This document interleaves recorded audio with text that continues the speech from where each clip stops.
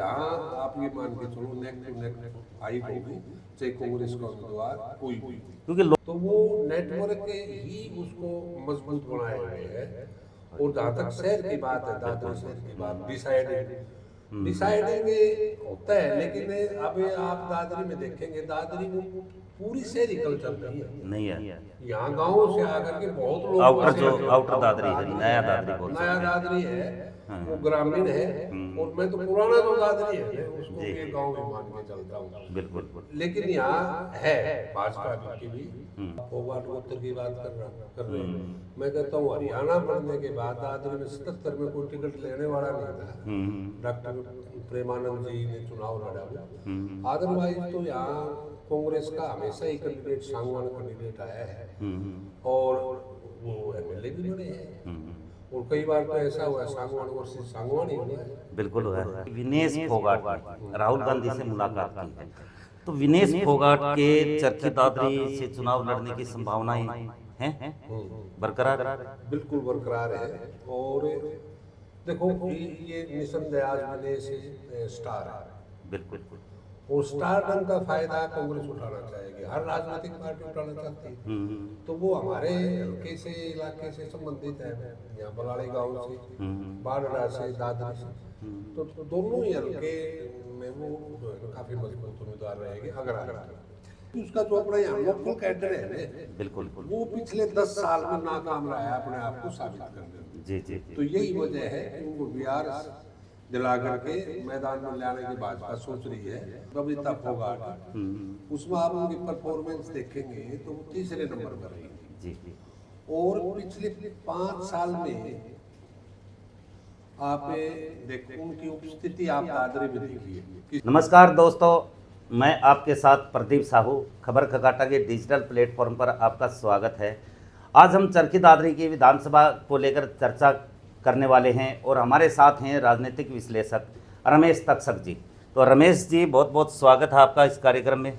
धन्यवाद साहू साहब, और सभी दर्शकों को मेरा नमस्कार। दादरी विधानसभा की बात करते हैं। विधानसभा में को लेकर सभी पार्टियां अपने अपने स्तर पर चुनाव प्रचार में जुटी हुई हैं। जननायक जनता पार्टी ने राजदीप फोगाट को प्रत्याशी घोषित पहले ही कर दिया है। बीजेपी और कांग्रेस ने अभी पत्ते नहीं खोले हैं। तो इस दादरी विधानसभा की सरगर्मियां अब किस तरह की चल रही हैं? जहां तक भाजपा का सवाल है, भाजपा में सुनील सांगवान एक नाम अभी सामने आया जब से उन्होंने वीआरएस ली है। और इस वक्त एन मौके पर वीआरएस लेना, चुनाव के मौके पर, और भाजपा पार्टी को ज्वाइन करवाना, आप लगभग ये मान के चलो कि वो भाजपा के प्रत्याशी हो सकते हैं। क्योंकि बबीता फोगाट ने तो पिछला चुनाव भी लड़ा है और वो संगठन में अच्छी पहुंच है उनकी। बबीता सांगवान का जो पिछला चुनाव था, बबीता फोगाट, उसमें आप उनकी परफॉर्मेंस देखेंगे तो वो तीसरे नंबर पर रही जी। और पिछले 5 साल में आप देखो उनकी उपस्थिति आप दादरी में देखिए किस किस्म की रही है।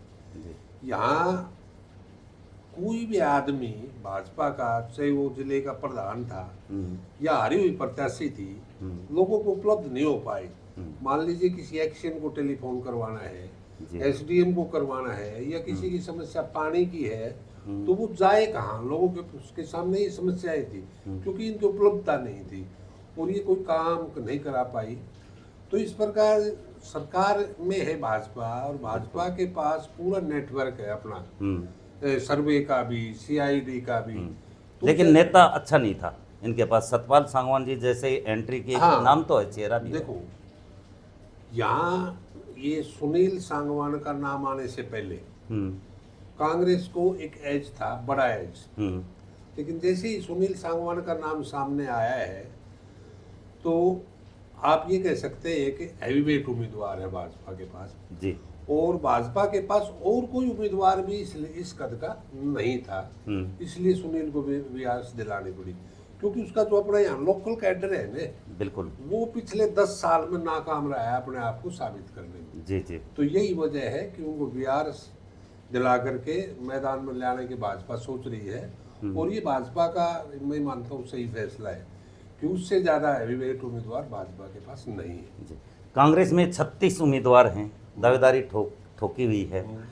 और अगर 36 में से ऊपर के अगर नेता मानते हैं तो क्योंकि एक बीजेपी में मजबूत कैंडिडेट दिखाई दे रहा है, भाजपा ला सकती है सुनील सांगवान को, कांग्रेस में ऐसे कौन सा चेहरा है कि जो मजबूती के साथ मैदान में आए और मुकाबला हो? देखिए, सुनील सांगवान के आने से पहले यहाँ कांग्रेस का एज था, नो डाउट जी। आज लोगों में चर्चा है कि यहाँ फाइट होगी। हम्म। बगैर कांग्रेस का उम्मीदवार आए ही लोगों में ये मानना है, पहले भाजपा यहाँ फाइट में नहीं थी, कांग्रेस को बढ़त थी, लेकिन अब भाजपा को यहाँ फाइट में माना जा रहा है। तो यहाँ आप ये मान के चलो नेक टू नेक फाइट होगी, चाहे कांग्रेस का उम्मीदवार कोई भी हो। क्योंकि लोकसभा चुनाव की बात करते हैं, लोकसभा चुनाव में दादरी विधानसभा क्षेत्र से करीब 5000 वोटों से कांग्रेस यहाँ से जीत के निकली है। तो उससे कहीं ना कहीं कांग्रेसियों में ये तो इतना तो जरूर है कि कांग्रेस का अच्छा यहाँ पर है प्रभाव। दो चीजें, जब चुनाव डिक्लेयर होता है तो सत्ता में जो पार्टी होती है उसके विपक्ष में जो लोग होते हैं, सत्ताधारी पार्टी के विपक्ष में, वो मुखर होते हैं, उनका विरोध मुखर होता है, जबकि उनका जो पक्ष होता है वो डिफेंसिव होता है। तो नेचुरली विपक्ष को स्टार्टिंग में एज मिलता है, और सत्ताधारी पार्टी जो जो चुनाव की तारीख नजदीक आती है तो इम्प्रूव करती है जी। तो कांग्रेस को एज ए जो आप लोकसभा का बता रहे हो उसमें कई कारण थे, कई फैक्टर काम कर रहे थे उसमें, और विधानसभा के चुनाव में थोड़ा अंतर है। जैसे भाजपा को वोट मिले उसमें कुछ वोट ऐसे भी थे कुछ लोगों के जो मोदी के नाम पर वोट, बिल्कुल सिर्फ मोदी के नाम पर, और यहाँ वो कन्वर्ट भी होंगे। तो वो भाजपा को भी डेंट लग रहा है, कांग्रेस यहाँ एकजुट थी छोड़ के किरण चौधरी को, बिल्कुल। तो इससे, लेकिन विधानसभा के चुनाव में वो एकजुट नहीं हो पाएगी, तो वो इसमें थोड़ा समीकरण बदलेगा। क्योंकि बंसीलाल की बात करते हैं, किरण चौधरी का जैसे आपने जिक्र किया, बंसीलाल परिवार का जो वोटर है किरण चौधरी के बीजेपी में जाने से क्या इधर बीजेपी की तरफ आया?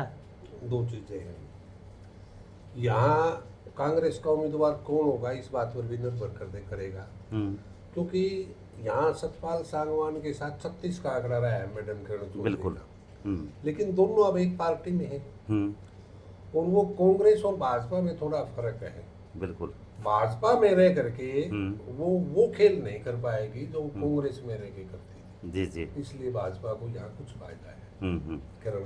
आज अभी थोड़ी देर पहले एक सूचना भी आई है कि विनेश फोगाट ने राहुल गांधी से मुलाकात की है।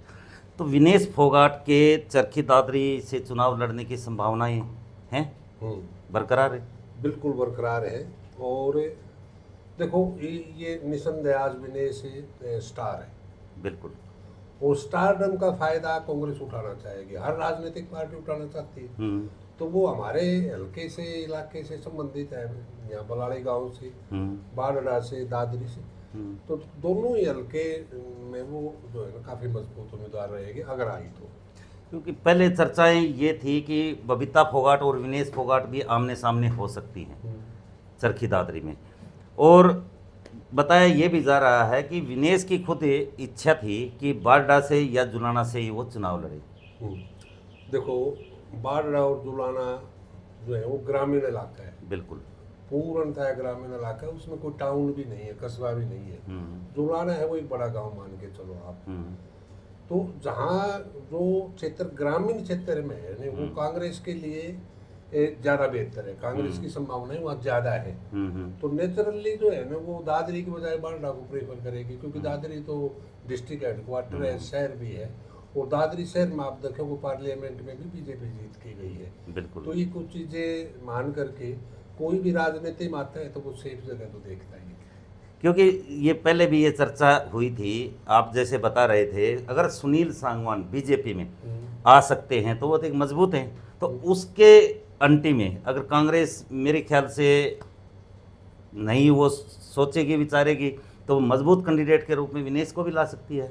बिल्कुल ला सकती है, संभावनाएं बरकरार है, और विनेश अगर आती है तो विनेश को फायदा मिलता है, एक तो वो फोगाट होने का, और फिर दूसरी वो सांगवान खाप से संबंधित है। सांगवान खाप की बेटी है, फोगाट उसका गोत्र है, और दोनों ही गोत्र यहाँ प्रभावी है। और आज वो एक चर्चित नाम भी है, नाम भी इसका है। बेनिफिट भी उसको मिलेगा। तो क्योंकि दादरी ये पूरी विधानसभा की अब तक के हमने देखे हैं, जो चुनाव भी देखे, दादरी शहर डिसाइड ज़्यादा करता है। दादरी में जिसकी पकड़ होगी दो शहर चीज़ें में। हैं, यहाँ कैंडिडेट पर भी निर्भर करता है। जैसे हमें सुनील सांगवान को क्यों फाइट में मानते हैं, उसका एक कारण है। तो सतपाल सांगवान 30 साल से राजनीति में है यहाँ, बिल्कुल, कोई चुनाव उन्होंने छोड़ा नहीं, लगातार 6 चुनाव लड़े हैं। लड़े हैं। तो उनका हर गांव में नेटवर्क है। हम्म, कोई भी कैंडिडेट दूसरा कांग्रेस का आएगा, कांग्रेस के पास उतना, कैंडिडेट के पास उतना मजबूत नेटवर्क नहीं है। तो वो नेटवर्क ही उसको मजबूत बनाए हुए है। और जहाँ तक शहर की बात है, दादरी शहर की बात, डिसाइडिंग होता है, लेकिन अब आप दादरी में देखेंगे, दादरी वो पूरी शहरी कल्चर नहीं है। नहीं है। यहाँ गाँव से आकर के बहुत लोग आउटर बसे जो हुए हैं। आउटर दादरी है, नया है, दादरी बोल नया सकते हैं। दादरी है, हाँ। वो ग्रामीण है। और मैं तो पुराना जो दादरी है ना, उसको जी। भी गांव ही मान के चलता हूँ। बिल्कुल। लेकिन यहाँ है भाजपा की भी हम्म। है प्रेजेंस यहाँ। तो कांग्रेस के कोई मजबूत ऐसा कैंडिडेट आता है जो कि शहर से अच्छी वोट ले, तो वो फाइट में आ सकता है। फाइट तो यहाँ रहेगी, फाइट तो यहाँ करण अर्जुन जैसा युद्ध संभव है जी। सुनील आने के बाद, पहले नहीं था। तो अभी आ जाता है 1-2 दिन में कांग्रेस का भी, उसके बाद बिल्कुल समीकरण क्लियर हो जाएंगे। क्योंकि कांग्रेस में तो एक और भी है ना, जैसे ही कांग्रेस का उम्मीदवार डिक्लेयर होगा तो जो टिकट से वंचित रह जाएंगे जो लोग जिन्होंने अप्लाई किया, उनकी भूमिका क्या रहती है। इंडिपेंडेंट भी आ सकते हैं, इंडिपेंडेंट भी दूसरी आ पार्टी सकता है, से कोई भी। बसपा की टिकट से भी आ सकता है।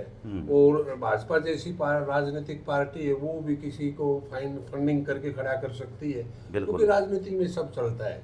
तो उसके बाद क्लियर हो पाएगा। टिकट मिली, टिकट के बाद जो वंचित रह गए वो लोग क्या भूमिका निभाते हैं। इंडिपेंडेंट भी आ सकते हैं, किसी दूसरी पार्टी हाँ, से भी आ दूसरी सकते पार्टी से हैं। भी क्योंकि आ आम आदमी पार्टी का और कांग्रेस के साथ गठबंधन की भी चर्चाएं चल रही हैं, तो किसके खाते में आ सकती है, ये भी हो सकता है। हाँ, ये भी हो सकता है, दादरी किसके खाते में आई। अगर आम आदमी पार्टी और कांग्रेस का गठबंधन हो गया तो, और समाजवादी पार्टी भी कोशिश कर रही है, तो किसके खाते में आ सकती है यहाँ से। मैं तो कांग्रेस का ही मान के चलता हूँ। यानी कि कांग्रेस का ही कैंडिडेट यहाँ पर आने की उम्मीद है। हाँ। और कांग्रेस का ही कैंडिडेट भाजपा के ही कैंडिडेट को यहाँ पर फाइट दे सकता है। आमने सामने का मुकाबला है, यहाँ तिकोना बढ़ने की संभावना इस बार नहीं है। पिछला आंकड़े देख रहा था चरखी दादरी विधानसभा के 1977 से अब तक, 1967 से अब तक कांग्रेस पार्टी ने एक अपवाद को छोड़कर शायद अब तक किसी कांग्रेस को टिकट, फोगाट गोत्र को टिकट नहीं दी। आप फोगाट गोत्र की बात कर रहे हैं। मैं कहता हूँ हरियाणा बढ़ने के बाद दादरी में 77 में कोई टिकट लेने वाला नहीं था। डॉक्टर प्रेमानंद जी ने चुनाव लड़ा वो।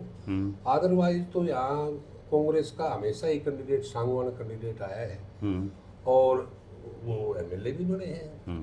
और कई बार तो ऐसा हुआ है सांगवान वर्सेस सांगवान ही हुआ है। बिल्कुल हुआ है। हाँ, तो देखते हैं इस बार किस करवट बैठती है राजनीति। तो इस बार शायद फोगाट गोत्र में भी आ सकती है कांग्रेस की टिकट। सकती है, जैसे विनेश है, विनेश को मिल सकती है।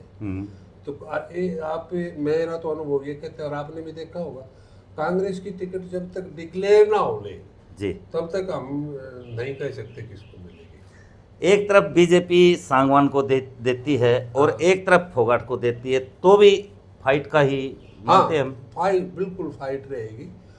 वो वर्सेस गोत्र नहीं होगा। नहीं।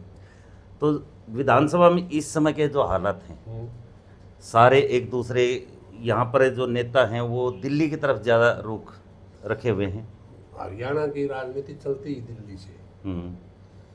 आप ये देखोगे सारे कांग्रेसी जो है ना, जो हाईकमान है या हरियाणा का जो शीर्ष नेतृत्व है, वो सब दिल्ली रहते हैं। और ऊपर से ही हाईकमान लेवल से टिकटों का बंटवारा होता है। तो स्वाभाविक तौर से दिल्ली में ही पड़ाव डालेंगे। तो ठीक है, वो अभी 2-4 दिन की बात है। चलो, बहुत बहुत धन्यवाद आपका इस चर्चा में शामिल हुए। तो इतना ज़रूर है कि इस बार चरखी दादरी विधानसभा क्षेत्र में कांग्रेस वर्सेस बीजेपी में आमने सामने की फाइट दिखाई दे रही है। हालांकि दूसरी पार्टियों ने अभी अपने पत्ते नहीं खोले हैं, लेकिन दादरी में भाजपा और कांग्रेस के बीच जिस तरह मुकाबला बता रहे हैं, वहीं इस बार फोगाट वर्सेस सांगवान भी हो सकता है। तो दोस्तों, हमारे साथ आप लगातार जुड़े रहें। कोई अपनी राय है कमेंट बॉक्स में ज़रूर दें और चैनल को सब्सक्राइब करें। तो बहुत बहुत धन्यवाद तक्षक साहब आपका चर्चा में शामिल होने के लिए। बड़ी मेहरबानी आपकी। नमस्कार।